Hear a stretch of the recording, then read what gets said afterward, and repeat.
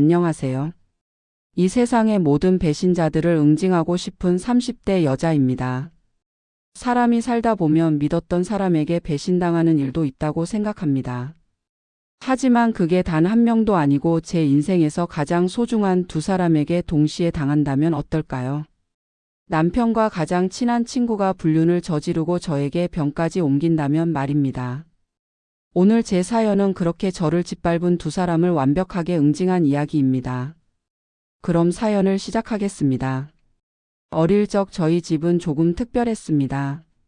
남들은 보기만 해도 소름 끼칠 흉악범들 뉴스가 늘 흘러나왔거든요. 가끔 저희 집에 놀러온 친구들은 대체 아버지 직업이 뭐냐며 수상해하기도 했습니다. 야, 민지야. 너희 집에 왜 이런 게 있어? 이거 얼마 전에 뉴스에 나온 범인 사진 아니야? 이런 게 왜 거실에 있는 거야? 그거 사실 그동안 말 못했는데 우리 아빠 직업이. 아버지가 뭘 하시는데? 우리 아빠 사실 형사야. 너희 그거 몰랐지? 그 범인 요즘 우리 아빠가 수사 중이거든. 사진을 떨어뜨리셨나 봐. 맞습니다. 저희 아빠는 세상에서 제일 거친 인간들을 상대하는 강력 형사였습니다. 아빠는 시민들을 위해 늘 범죄자들 뒤를 쫓으셨어요. 항상 낡은 가죽 자켓을 입고. 수염이 까칠한 아빠를 보면 주변에서 형사보단 오히려 범인이라고 오해할 때도 많았죠. 아빠가 대단한 일을 하고 계신다는 건 알았지만 저희 가족들에겐 말 못할 고충이 많았습니다. 아빠 오늘도 늦으세요? 이번엔 다치지 말고 조심해서 다녀오셔야 돼요. 저는 엄마가 출근할 때마다 아빠를 어디 전쟁에 파병 보내는 심정이었답니다. 그래, 오늘 잠복 있어서 아빠 늦어. 엄마랑 먼저 자. 문 다 잠그고 자라고. 엄마는 아빠 걱정에 늘 뉴스를 틀어놓고 지내셨습니다. 뉴스에 나오는 각종 범죄들이 곧 아빠가 온몸을 던져 해결해야 할 일이었으니까요. 아빠는 범인들을 소탕하시면서 항상 크고 작은 상처들을 달고 사셨습니다. 저는 항상 그게 의문이었어요. 선량한 우리 아빠가 왜 그 나쁜 인간들보다 더 다치고 힘들어야 할까 하고요. 그러던 어느 날이었습니다. 평소에 집 전화가 잘 울릴 일이 없었는데 그날따라 몇 통이고 전화벨이 울렸어요. 그때 엄마도 좀 이상한 예감이 드셨는지 잠시 망설이다 전화를 받았습니다. 네, 여보세요. 누구세요? 거기가 김 형사님 댁이죠. 따님이 참 예쁘게 생겼더라고요. 자식이라곤 딸 하나뿐이던데 걱정돼서 잠이 안 오시겠어요. 놀랍게도 상대방은 외동딸인 저에 대해 말하며 의미심장한 말을 건넸습니다. 엄마는 깜짝 놀라 당장 전화줄을 꽉 끊으셨어요. 그리곤 당장 아빠를 찾으셨죠. 그건 아빠에게 검거되던 범인들이 아빠에게 복수하기 위해 집 번호까지 알아내 협박을 하는 거였습니다.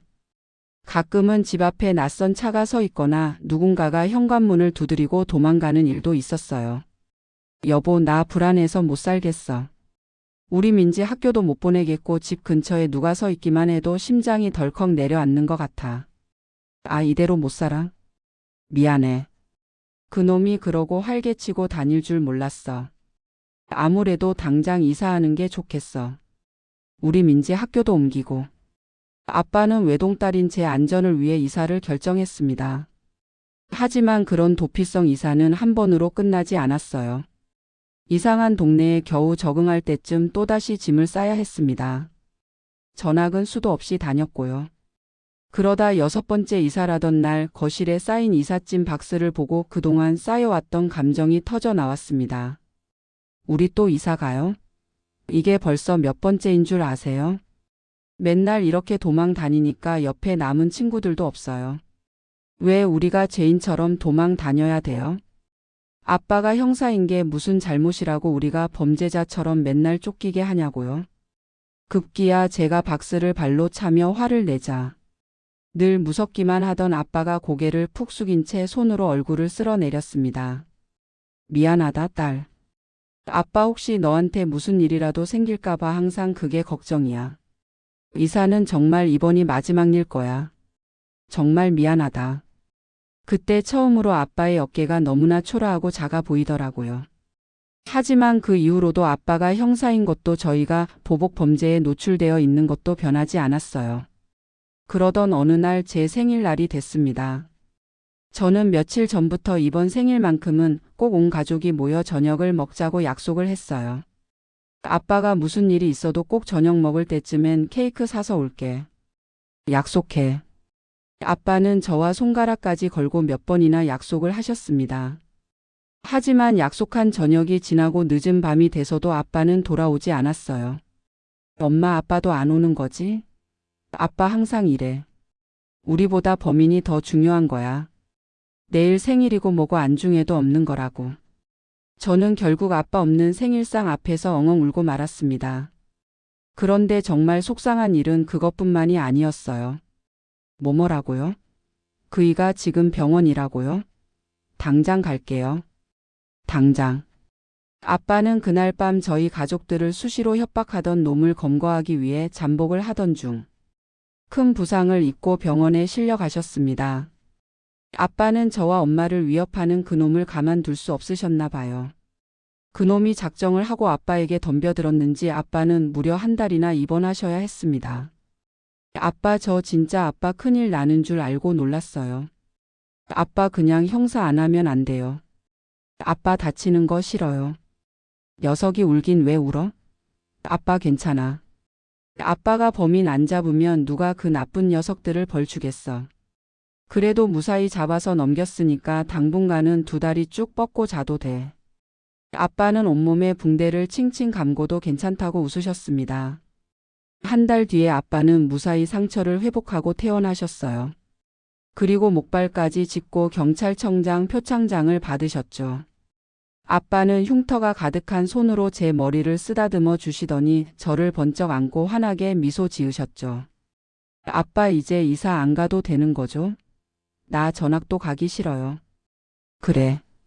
이제는 푹 놓고 지내도 좋아. 누구 나쁜 놈들이 있으면 아빠가 다 잡을 테니까.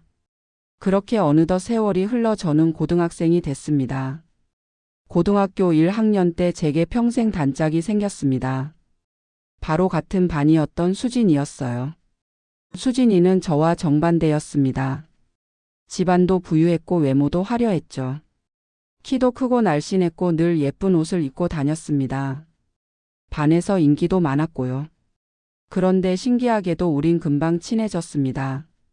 수진이가 먼저 말을 걸어왔거든요. 야, 너 이름 뭐야? 박민지? 나 최수진이야. 너 공부 되게 잘하더라. 나한테 좀 가르쳐 줄 수 있어? 응, 그래. 뭐가 어려운데? 그렇게 시작된 인연이 점점 깊어졌습니다. 수진이는 공부를 잘하지 못했지만 성격이 밝고 활발했어요. 저는 조용한 편이었는데 수진이와 있으면 제가 말이 많아지더라고요. 야, 민지야. 너 점심 뭐 먹을 거야? 나 오늘 용돈 많이 받았는데 학교 앞에 새로 생긴 데서 먹을래? 진짜? 좋아. 근데 수진아, 너 항상 나한테 잘해주는데 미안해. 아이, 뭐가 미안해. 우린 친구잖아. 친구끼리 당연한 거지.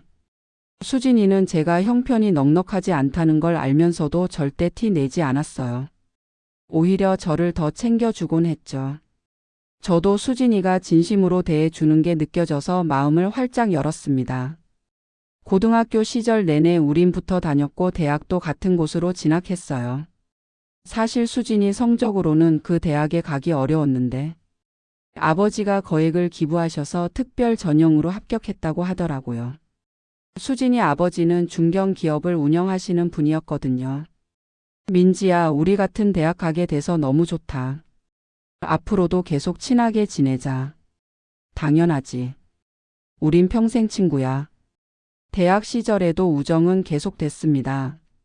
수진이는 여전히 화려한 삶을 살았고 저는 장학금 받으며 열심히 공부했죠. 민지야, 너 진짜 대단하다. 맨날 공부만 하는데 어떻게 1등을 계속하니? 나도 좀 가르쳐줘. 장학금 받아야 되잖아. 수진이 너처럼 여유 있으면 나도 놀고 싶지. 아이, 무슨 소리야. 너 그렇게 열심히 사는 거 보면 나도 자극받는다고. 우린 서로에게 힘이 되어주는 관계였습니다. 수진이는 제가 힘들 때마다 옆에서 응원해 주었고 저는 수진이가 연애로 힘들어할 때 위로해 주곤 했어요. 수진이는 대학 시절 내내 남자친구가 끊이질 않았거든요. 외모도 예쁘고 집안도 좋으니 남자들이 줄을 섰죠. 하지만 수진이는 연애를 오래 하지 못했어요. 금방 실증을 내고 헤어지곤 했습니다. 민지야, 나 또 남자친구랑 헤어졌어. 처음엔 좋았는데 시간이 지나니까 재미가 없더라. 뭔가 허전해. 수진아, 너 너무 빨리 실증 내는 거 아니야? 좀 더 시간을 가져보면 어때? 아니, 아닌 건 아닌 거야. 억지로 만날 순 없잖아. 저는 그런 수진이를 이해하지 못했지만 그래도 친구니까 위로해 주었습니다. 한편 저는 대학 시절 내내 연애 한 번 못 해봤어요. 공부하느라 바빴고 남자들에게 관심도 없었거든요. 수진이는 그런 저를 답답해했죠. 야, 민지야. 너 좀 놀아. 맨날 공부만 하지 말고 남자들도 만나봐. 대학 생활 다 보내고 나중에 후회한다. 그렇게 대학을 졸업하고 취업을 할 무렵이었습니다. 저는 운 좋게 대기업에 합격했고 수진이는 아버지 회사에서 일하기 시작했죠. 수진이는 명목상 신입사원이었지만 실제로는 아버지가 물려줄 회사를 배우는 거나 마찬가지였어요. 민지야, 축하해. 내가 대기업 합격했다는 소식 들었어. 역시 우리 민지는 뭘 해도 잘하더라. 고마워, 수진아. 너도 회사 생활 화이팅. 우리 둘 다 사회인이 됐네. 그렇지. 앞으로도 자주 보자. 바빠도 시간 내서 꼭 만나고. 회사 생활은 생각보다 힘들었습니다. 대기업이라는 타이틀은 좋았지만 야근이 잦았고 상사들 눈치도 봐야 했어요. 하지만 저는 열심히 일했습니다. 인정받고 싶었거든요. 그러던 어느 날 수진이가 저를 소개팅에 데려갔습니다. 민지야, 오늘 우리 회사 사람들이랑 모임 있는데 너도 같이 가자. 괜찮은 남자들 많아. 나 소개팅 같은 거 별로인데. 아이, 그러지 말고. 너도 이제 나이 있잖아. 한번 나와봐. 재미있을 거야. 그날 모임에서 저는 한 남자를 만났습니다. 그 사람은 수진이 아버지 회사에서 일하는 과장이었어요. 차분하고 성실해 보이는 인상이었죠. 이름은 재혁이었습니다. 키가 크지도 작지도 않았고 외모도 평범했지만 뭔가 믿음직스러운 느낌이 들었어요. 안녕하세요. 저는 김재혁이라고 합니다. 수진이한테 많이 들었어요. 대기업 다니신다면서요? 대단하시네요. 아, 네. 저는 박민지예요. 대단한 건 아니고요. 그냥 열심히 일하고 있어요. 저도 수진이한테 민지 씨 얘기 많이 들었어요. 정말 똑똑하시다고. 오늘 뵙게 돼서 영광입니다. 첫 만남부터 재혁 씨는 저에게 관심을 보였습니다. 소개팅 이후에도 계속 연락이 왔고 몇 번의 만남 끝에 우린 연인이 되었어요. 재혁 씨는 정말 괜찮은 사람이었습니다.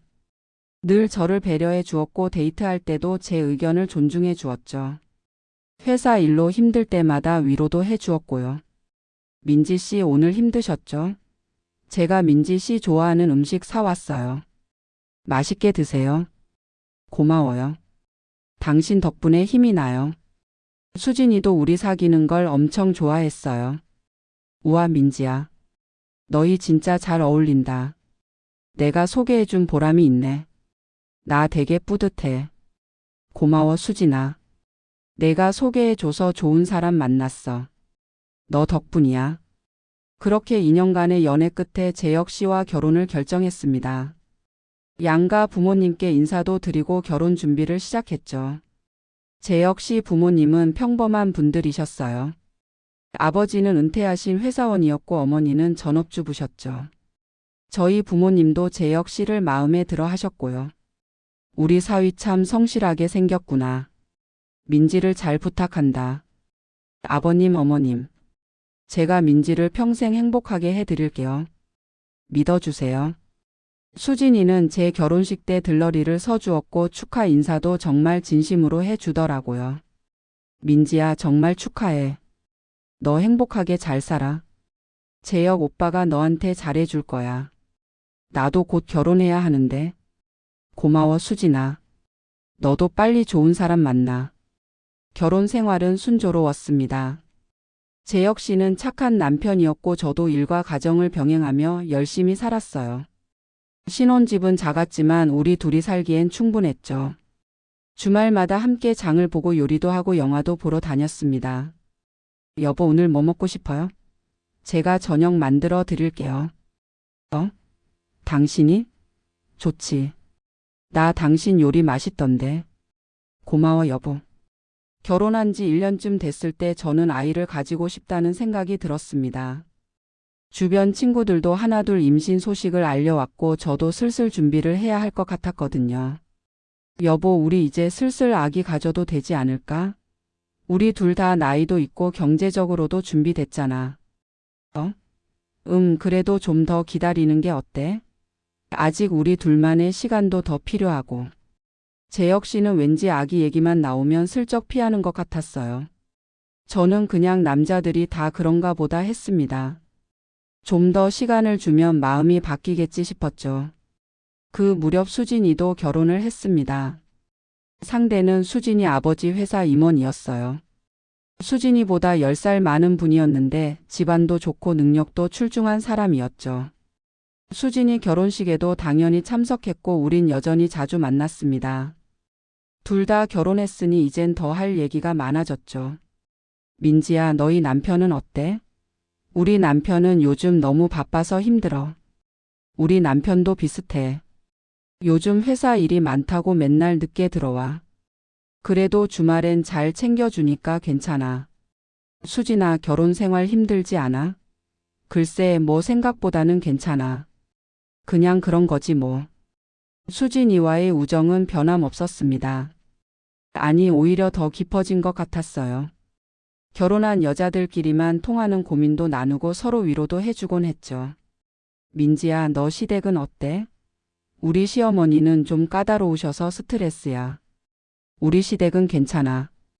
시부모님이 간섭 안 하시고 자유롭게 해주셔. 부럽다. 나는 맨날 시어머니 눈치 보느라 힘들어. 수진이는 시댁 스트레스가 심한 것 같았습니다. 시어머니가 며느리한테 이것저것 간섭을 많이 하신다고 하더라고요. 그렇게 결혼 생활 2년 차가 됐을 무렵이었습니다. 재혁 씨는 여전히 좋은 남편이었지만 뭔가 조금씩 달라지는 것 같았어요. 야근이 잦아졌고 주말에도 회사 일이 있다며 나가는 날이 많아졌습니다. 여보, 요즘 회사 일이 많이 바빠? 맨날 늦게 들어오고 주말에도 나가고. 프로젝트가 막바지라서 그래. 조금만 참으면 돼. 미안해, 여보. 아니야, 괜찮아. 당신 건강만 챙겨. 너무 무리하지 말고. 하지만 시간이 지날수록 재혁 씨는 점점 더 늦게 들어왔고 주말에도 거의 집에 없었습니다. 그러던 어느 날이었습니다. 그때부터 제 몸에 이상 신호가 오기 시작했어요. 처음엔 단순히 피곤해서 그런가 싶었는데 증상이 점점 심해지더라고요. 아랫배가 자주 아프고 분비물도 이상했습니다. 생리도 불규칙해졌고요. 며칠을 고민하다 결국 산부인과를 찾았어요. 병원에 가는 길이 왠지 불안하더라고요. 혹시 무슨 큰 병은 아닐까 걱정도 됐고요. 산부인과 대기실에 앉아 있는데 심장이 두근거렸습니다. 이름이 호명될 때까지 저는 계속 손을 비벼댔죠. 박민지 씨, 들어오세요. 네, 선생님. 진찰실에 들어가 증상을 설명했습니다. 의사 선생님은 몇 가지 질문을 하시더니 검사를 해보자고 하셨어요. 검사 결과가 나올 때까지 일주일 정도 기다려야 한다고 했습니다. 그 일주일이 정말 길게만 느껴졌어요. 혹시 무슨 큰 병이면 어떡하나 걱정이 됐거든요. 재혁 씨에게도 말하지 않았습니다. 걱정시키기 싫었거든요. 일주일 뒤 결과를 들으러 다시 병원을 찾았습니다. 의사 선생님 얼굴이 심각해 보였어요. 그 순간 뭔가 좋지 않은 소식일 거라는 예감이 들었습니다. 박민지 씨, 검사 결과 나왔는데요. 클라미디아 감염으로 보입니다. 성매개 감염증이에요. 네? 그게 무슨 말씀이세요? 저는 남편 외에 다른 사람 만난 적 없는데요. 그럴 수가 없어요. 선생님, 뭔가 잘못된 거 아닐까요? 다시 검사해 주실 수 있나요? 검사 결과가 명확합니다. 클라미디아는 성관계를 통해서만 감염되는 질환이에요. 민지 씨가 다른 분과 관계가 없으셨다면 남편분께서 감염됐을 가능성이 높습니다. 남편분도 검사 받아보시는 게 좋겠어요. 의사 선생님의 말씀이 귀에 들어오지 않았습니다. 머릿속이 하얘지더라고요. 성병이라니요? 제가요? 그럴 리가 없었습니다. 저는 결혼 전에도 재혁 씨밖에 만난 적이 없었거든요. 대학 시절 내내 연애도 안 했고 재혁 씨가 처음이자 마지막이었습니다. 그렇다면 남은 가능성은 하나였습니다. 재혁 씨가 바람을 피웠다는 것. 그리고 그 상대에게서 병을 옮아 저한테까지 전염시킨 거였죠. 진찰실을 나오는데 다리에 힘이 풀렸습니다. 복도 벤치에 주저앉아 한참을 멍하니 있었어요. 아니야, 그럴 리 없어. 재혁 씨가 바람을 피울 사람이 아니야. 뭔가 오해일 거야. 하지만 아무리 생각해봐도 다른 가능성은 없었습니다. 의사 선생님 말씀대로 이 병은 성관계로만 전염되니까요. 저는 다른 사람과 관계한 적이 없고 그렇다면 재혁 씨가 누군가와 관계를 했다는 뜻이었습니다. 집에 돌아와서도 머리가 복잡했어요. 재혁 씨는 그날도 야근이라며 늦게 들어왔습니다. 저는 아무렇지 않은 척하며 물어봤죠. 여보, 요즘 회사 일이 많이 바쁘지? 맨날 늦게 들어오는데 괜찮아? 프로젝트가 막바지라 그래. 조금만 참으면 돼. 미안해, 여보. 재혁 씨의 얼굴을 보는데 갑자기 낯설게 느껴지더라고요. 이 사람이 정말 제가 알던 그 사람이 맞나 싶었습니다. 평소와 다를 게 없는 표정인데 왠지 모르게 거짓말을 하고 있는 것 같았어요. 그날 밤 잠이 오지 않았습니다. 침대에 누워 천장만 바라보며 생각했어요. 대체 상대가 누구일까? 회사 사람일까? 아니면 전혀 모르는 사람일까? 혹시 제가 아는 사람은 아닐까? 온갖 생각이 머릿속을 스쳐 지나갔습니다. 며칠 뒤 저는 수진이를 만났습니다. 누군가에게 털어놓고 싶었거든요. 하지만 막상 만나니 입이 떨어지지 않았어요. 어떻게 말을 꺼내야 할지 모르겠더라고요. 민지야, 너 요즘 안색이 안 좋은데 괜찮아? 무슨 일 있어? 아니야. 그냥 좀 피곤해서 그래. 회사 일이 좀 많아서. 그래? 그럼 오늘 맛있는 거 먹고 힐링하자. 내가 쏠게. 수진이의 환한 웃음을 보는데 왠지 말하기가 더 어려웠습니다. 부부 사이의 은밀한 문제를 친구에게 털어놓는 게 부끄럽기도 했고요. 그날 저는 그냥 아무 말도 하지 못했습니다. 집에 돌아와 혼자 생각에 잠겼어요. 재혁 씨를 어떻게 대해야 할지 막막했습니다. 직접 물어봐야 하나? 아니면 좀 더 지켜봐야 하나? 고민만 계속됐죠. 그러던 어느 날이었습니다. 재혁 씨 휴대폰에서 알람이 울렸어요. 평소 같으면 신경도 안 썼을 텐데 그날따라 왠지 확인하고 싶더라고요. 화면을 보니 카카오톡 메시지였습니다. 발신자 이름은 저장되어 있지 않았고 내용만 살짝 보였어요. 오늘도 보고 싶어. 빨리 만나고 싶다. 심장이 쿵 내려앉는 기분이었습니다. 역시 재혁 씨가 바람을 피우고 있었던 거예요. 하지만 저는 아직 확신이 서지 않았습니다. 그냥 회사 동료일 수도 있잖아요. 좀 더 확실한 증거가 필요했습니다. 그날 이후로 저는 재혁 씨를 조용히 관찰하기 시작했어요. 행동 하나하나가 다 의심스러웠습니다. 야근이 잦아진 것도, 휴대폰을 항상 몸에 지니고 다니는 것도, 샤워 시간이 길어진 것도 모두 수상했죠. 주말에 갑자기 회사 일이 생겼다며 나가는 것도 이상했고요. 여보, 주말인데 꼭 나가야 돼? 우리 오랜만에 같이 시간 좀 보내면 안 될까? 미안해, 여보.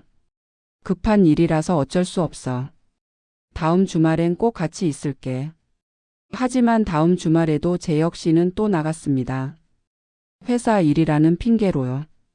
저는 점점 확신이 들었어요. 재혁 씨가 분명 누군가를 만나고 있다고. 며칠 뒤 저는 다시 병원을 찾았습니다. 치료를 받아야 했거든요. 의사 선생님께서 항생제를 처방해 주시며 말씀하셨어요. 약을 2주간 드시면 됩니다. 그리고 남편분도 꼭 같이 치료받으셔야 해요. 그래야 재감염을 막을 수 있습니다. 네, 알겠습니다. 선생님, 남편한테도 얘기할게요. 약을 처방받고 나오는데 복도에서 누군가와 마주쳤습니다. 그 순간 시간이 멈춘 것 같았어요. 민지야, 너 왜 여기 있어? 수진아, 너도? 놀랍게도 그곳에서 만난 사람은 바로 제 친구 수진이었습니다. 수진이도 저를 보고 깜짝 놀란 표정이었어요. 우린 서로를 멍하니 바라봤죠. 수진이 얼굴이 하얗게 질려 있었고 눈동자가 흔들리고 있었습니다. 저도 마찬가지였고요. 이상한 침묵이 흘렀습니다. 몇 초였는지 몇 분이었는지 알 수 없는 시간 동안 우린 그렇게 서로를 바라만 봤어요. 아, 나 그냥 검진 받으러 왔어. 너는? 나도 그냥 정기 검진. 요즘 몸이 좀 안 좋아서.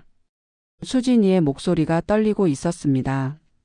저도 마찬가지였고요. 우린 어색하게 웃으며 그냥 헤어졌습니다.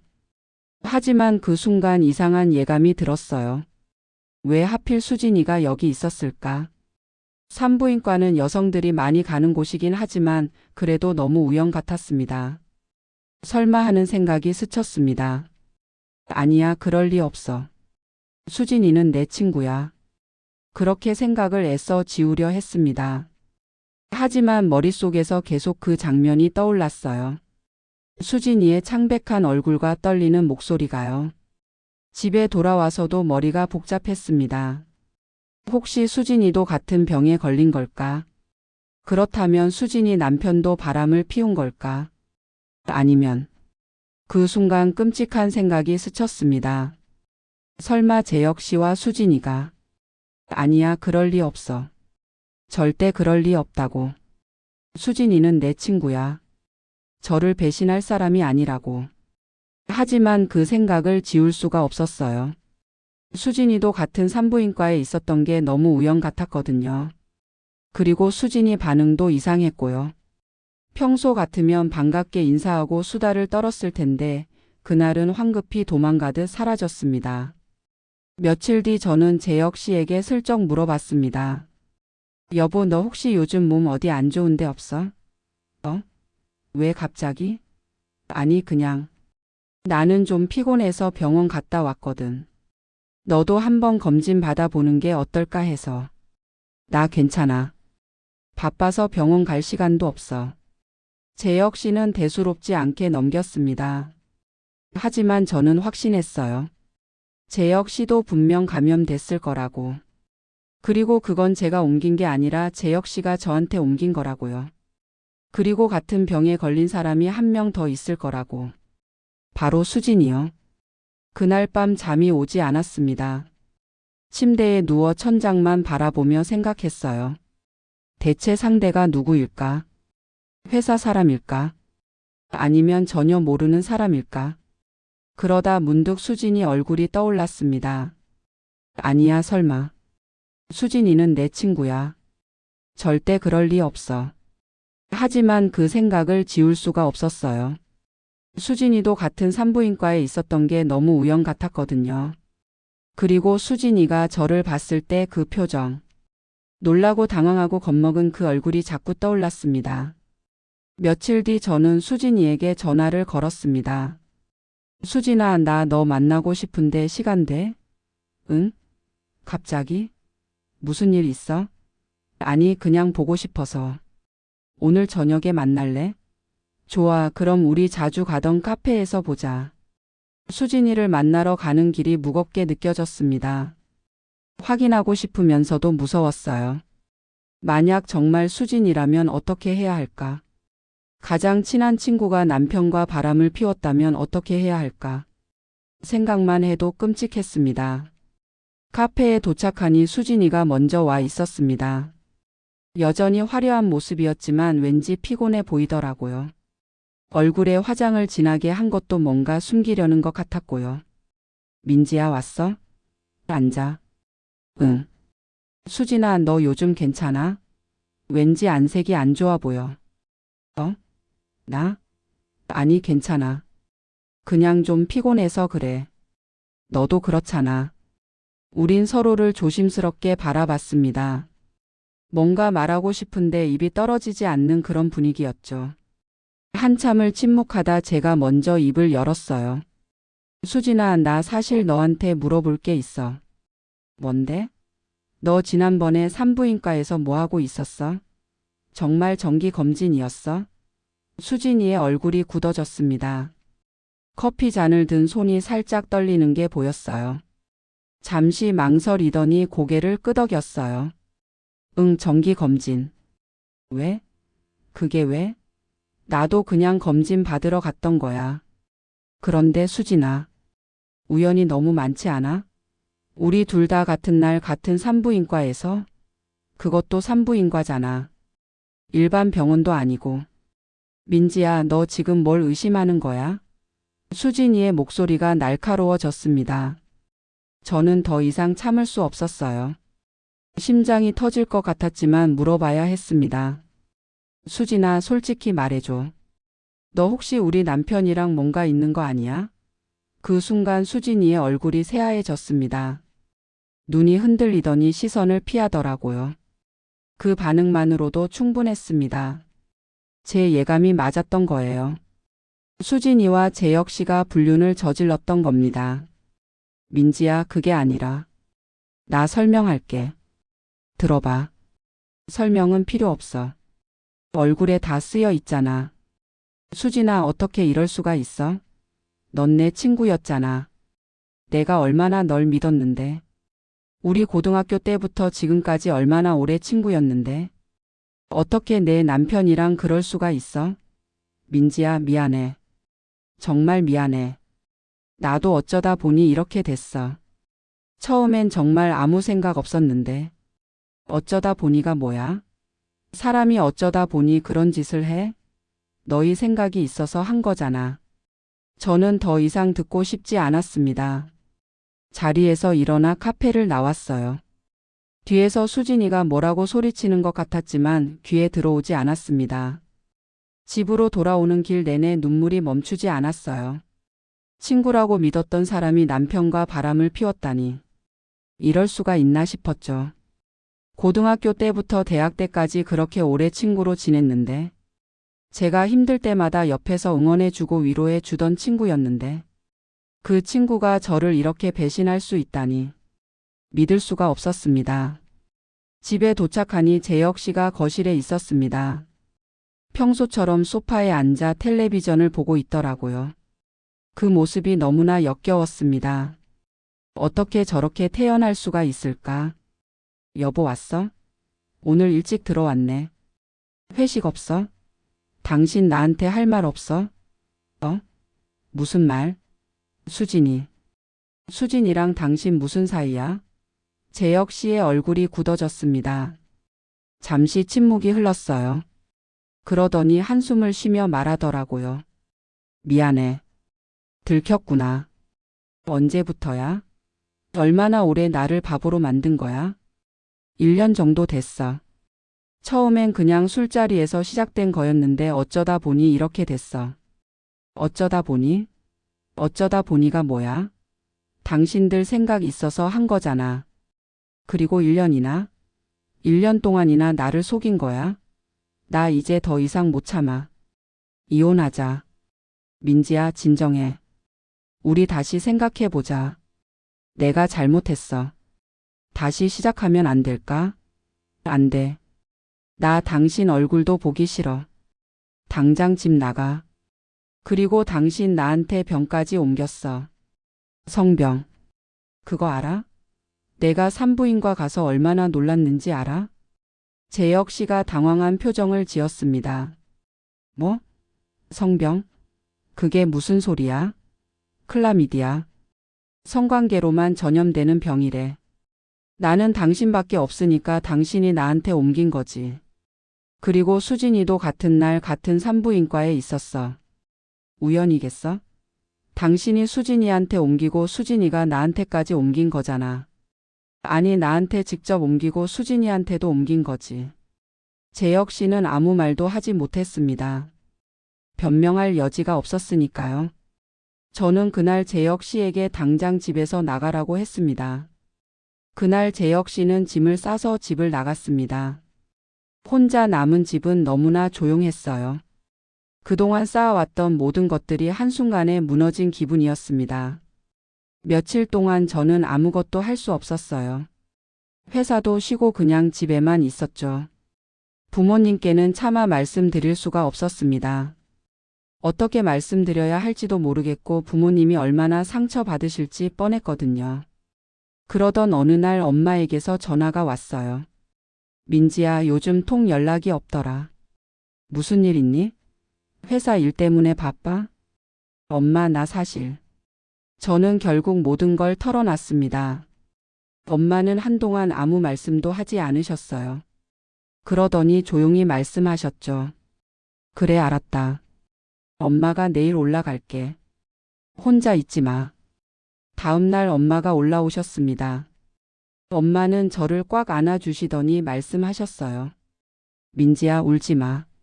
엄마가 다 도와줄게. 그놈들 가만 안 둘 거야. 엄마의 따뜻한 품에 안겨 저는 한참을 울었습니다. 그동안 혼자 참아왔던 게 한꺼번에 터져 나왔어요. 엄마는 제 등을 쓸어주시며 계속 위로해 주셨습니다. 며칠 뒤 아빠도 올라오셨어요. 아빠는 제 이야기를 듣고 불같이 화를 내셨습니다. 그놈이 사람 새끼냐? 그리고 수진이라는 애도. 어떻게 친구가 그럴 수가 있어. 도저히 안 되겠다. 아주 내 손으로 그놈들 혼쭐을 내줘야지. 그 버릇 없는 놈들 법으로 다스려야 돼. 아빠는 평생 형사로 일하셨던 분이라 이런 일에 대해서는 단호하셨어요.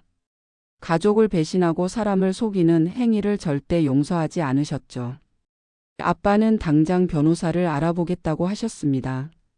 며칠 뒤 엄마와 함께 변호사 사무실을 찾았어요. 이혼 소송을 준비하기 위해서였습니다. 변호사님은 제 이야기를 들으시더니 고개를 끄덕이셨죠. 배우자의 부정행위가 명백하니 위자료 청구도 가능합니다. 증거를 좀 더 확보하시면 좋겠어요. 문자 메시지나 통화 기록, 사진 같은 것들이요. 그리고 산부인과 진단서도 중요한 증거가 될 겁니다. 성병 감염 경로를 입증할 수 있으니까요.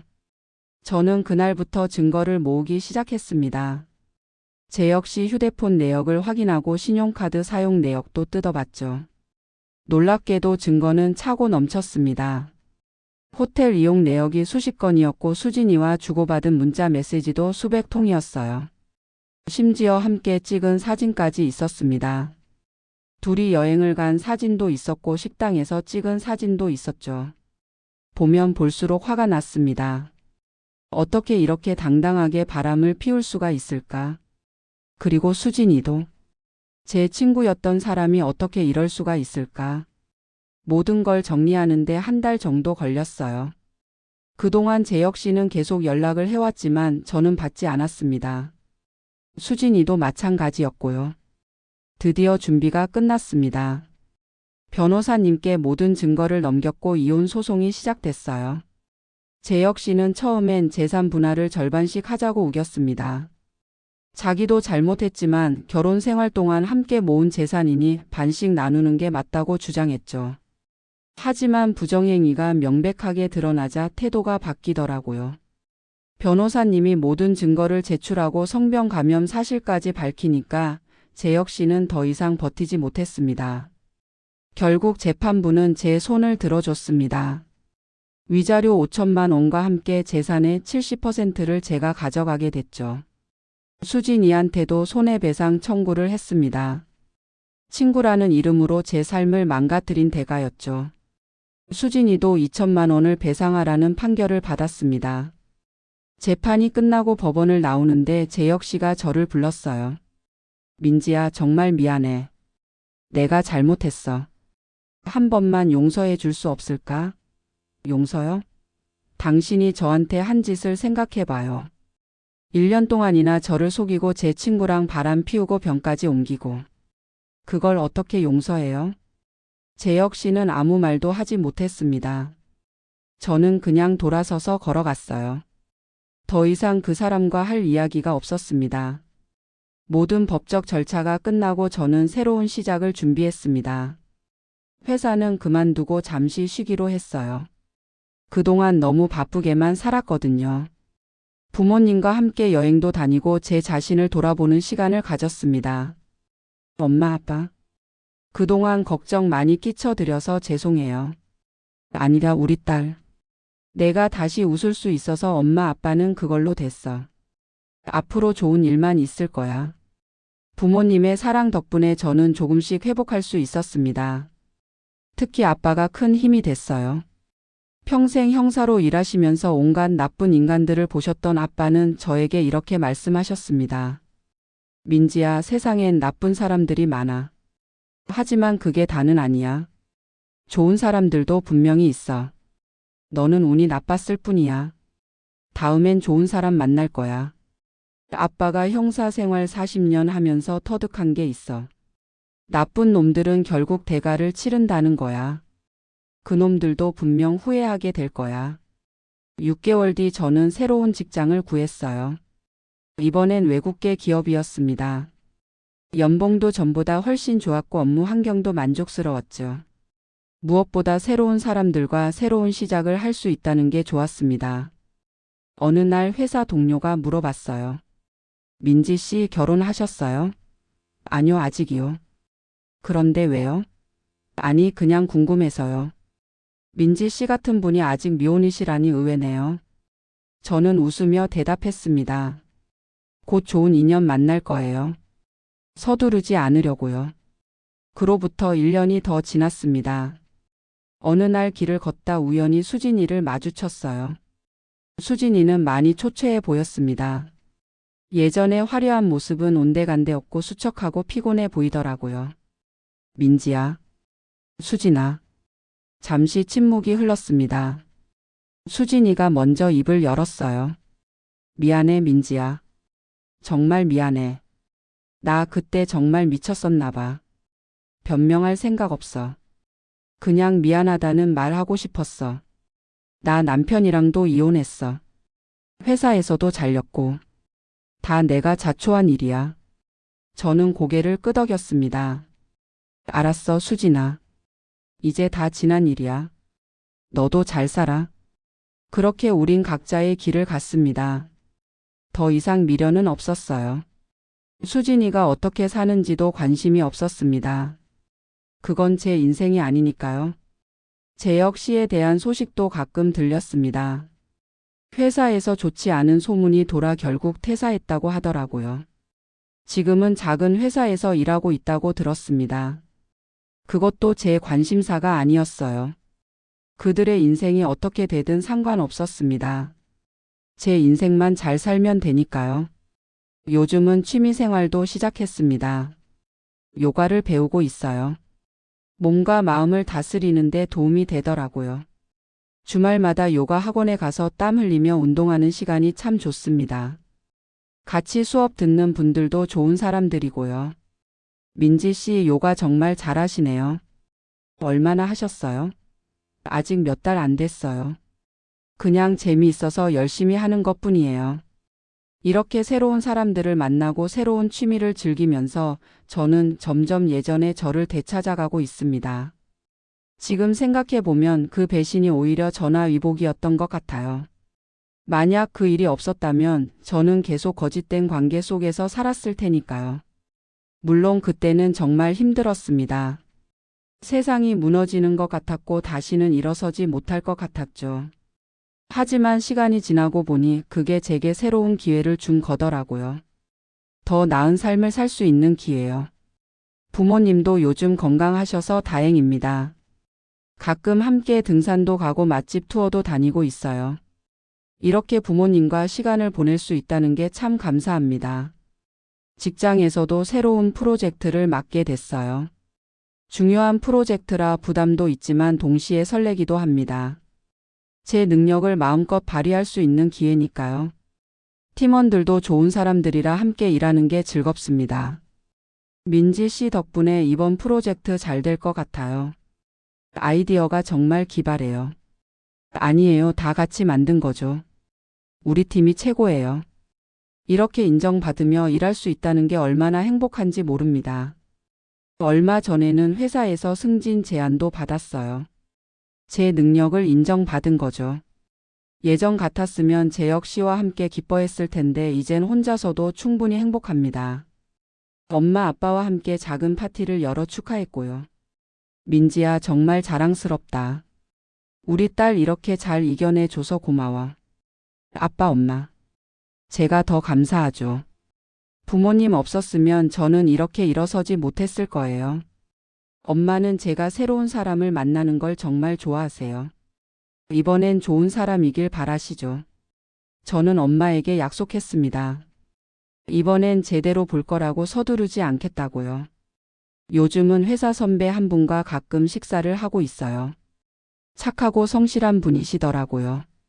아직 확실한 건 아니지만 천천히 알아가고 있습니다. 민지 씨, 저 오늘 정말 즐거웠어요. 민지 씨와 함께 있으면 편하네요. 저도요. 선배님과 있으면 마음이 놓여요. 이번엔 정말 신중하게 접근하고 있어요. 절대 다시는 그런 배신을 당하지 않을 겁니다. 아빠가 말씀하셨던 것처럼 사람 보는 눈을 키워야 한다고 생각해요. 시간을 두고 지켜보고 진짜 어떤 사람인지 확인하면서 말이죠. 지금은 그 모든 고통도 다 지나갔습니다. 저는 새로운 직장에서 인정받으며 일하고 있고 부모님도 건강하십니다. 무엇보다 제 자신을 사랑하는 법을 배웠어요. 배신당했을 때의 그 아픔은 평생 잊지 못할 겁니다. 하지만 그 아픔이 저를 더 강하게 만들었어요. 이제 저는 어떤 일이 와도 무너지지 않을 자신이 있습니다. 믿었던 사람들에게 배신당했지만 그게 제 인생의 끝은 아니었어요. 오히려 새로운 시작이었습니다. 부모님과 함께 지내는 이 평화로운 일상이 너무나 소중합니다. 더 이상 누군가를 의심하며 살지 않아도 되고 믿었던 사람에게 배신당할까봐 두려워하지 않아도 됩니다. 물론 상처가 완전히 아문 건 아니에요. 가끔 밤에 혼자 있으면 그때 일이 떠오르곤 합니다. 하지만 이젠 그 기억이 저를 무너뜨리지 못해요. 오히려 더 단단하게 만들어주죠. 그날의 고통이 있었기에 지금의 제가 있습니다. 모든 배신자들에게 말하고 싶어요. 언젠가 그 대가를 치르게 될 거라고. 재혁 씨와 수진이도 지금 각자의 삶을 살고 있겠죠. 하지만 그들이 저에게 준 상처는 결코 사라지지 않을 겁니다. 저 또한 그들을 용서할 생각은 없습니다. 다만 더 이상 그들에게 제 감정을 낭비하지 않을 뿐이죠. 지금 이 순간 저는 행복합니다. 좋은 직장에서 일하고 사랑하는 부모님이 계시고 새로운 인연도 만나고 있으니까요. 무엇보다 제 자신을 되찾았습니다. 그게 가장 큰 복수였던 것 같아요. 그들이 망가뜨리려 했던 제가 오히려 더 나은 사람이 됐으니까요. 앞으로도 저는 제 길을 걸어갈 겁니다. 당당하게 멋지게 말이죠. 배신자들은 제 뒤에서 후회하면서요. 지금까지 들어주셔서 정말 감사합니다. 제 이야기가 누군가에게 힘이 됐으면 좋겠습니다. 배신당했을 때 세상이 끝난 것 같지만 절대 그렇지 않아요. 오히려 새로운 시작일 수 있습니다. 저처럼 일어설 수 있어요. 시간이 걸리겠지만 분명 가능합니다. 포기하지 마세요. 당신은 충분히 강한 사람이니까요. 저도 그랬으니까요. 이만 제 글을 줄이도록 하겠습니다.